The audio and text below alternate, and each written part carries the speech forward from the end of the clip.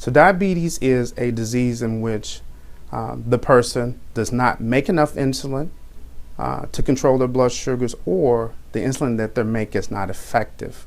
And if they're a type 2 diabetic, that means that they're not making enough insulin and their body has become insensitive to the insulin that they make. So insulin serves a role of taking sugar out of the blood and putting it into the cells for energy.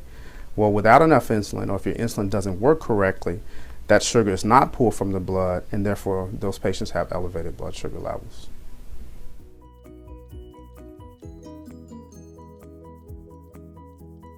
So, you have hereditary risk factors. If you have a first-degree relative that has diabetes, that increases your chances 5 to 10 times over your lifespan of becoming diabetic.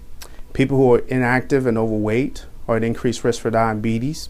The diabetes risk increases as we get older. You hardly ever see, or used to hardly ever see, people younger than 50 having type 2 diabetes. Now we're starting to see it more as people get older, and even in younger ages because of inactivity. And then lastly, certain ethnic groups are at increased risk: African Americans, people of Asian descent, and also of Hispanic descent.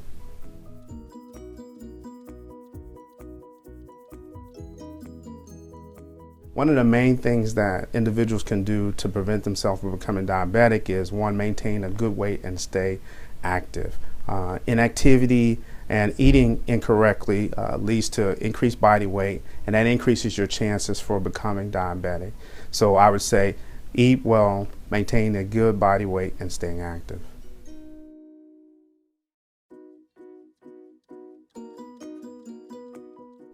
One of the big puzzling things about diabetes, and one of the reasons why it goes undiagnosed in many individuals, is until it becomes really severe, you don't have symptoms.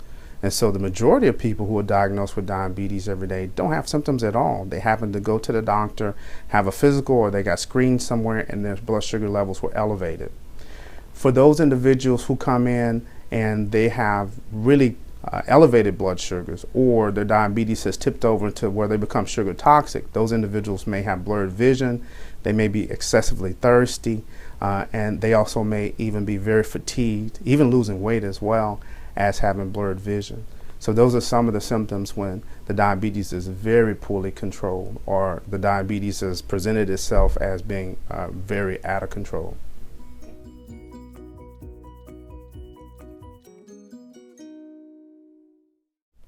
So diabetes is treated in multiple ways. The first thing, if you have someone who is a very mild diabetic, many times we can treat them with diet and exercise, which is ideal because that's what you want the individual to do in the first place.